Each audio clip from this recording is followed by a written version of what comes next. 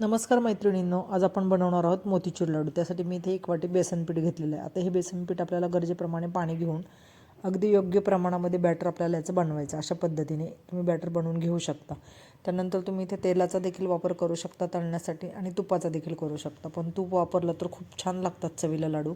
आता तुम्ही इथे बघू शकता, मी इथे गावठी म्हशीचं तूप घेतलेलं आहे। या पद्धतीने आपल्याला तळून घ्यायचं आहे। अशा पद्धतीने भजी देखील काढू शकता किंवा तुमच्या पद्धतीने तळू शकता। त्यानंतर आपण हे मिक्सरला छान असं रवाळ वाटून घेणार आहोत।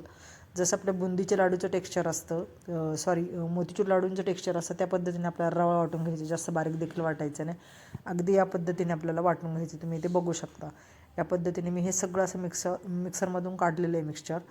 त्यानंतर आता आपण इथे पाक बनवून घेणार आहोत। पाक बनवण्यासाठी आता इथे मी 1 वाटी बेसन पिठासाठी पाऊण वाटी साखर घेतलेली आहे। पाऊण वाटी साखरेला अर्धी वाटी पाणी घालायचं, छान असा पाक बनवून घ्यायचा। इथे फूड कलर मी यूज केलेला आहे।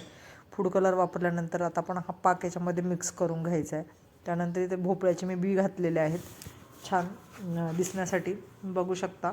पाकामध्ये देखील तुम्ही हे शिजवू शकता, पण मी इथे गरम गरम उकळलेला पाक टाकून 10 ते 15 मिनटं मिश्रण छान असं झाकून ठेवलं होतं। त्यानंतर मी हे मोतीचूर लाडू छान पद्धतीने वळून घेतले। खूप अतिशय अप्रतिम होतात चवीला। या पद्धतीने बनवून बघा। माझं चॅनल आवडला तर चॅनलला लाईक, शेअर आणि सबस्क्राईब करायला विसरू नका। धन्यवाद।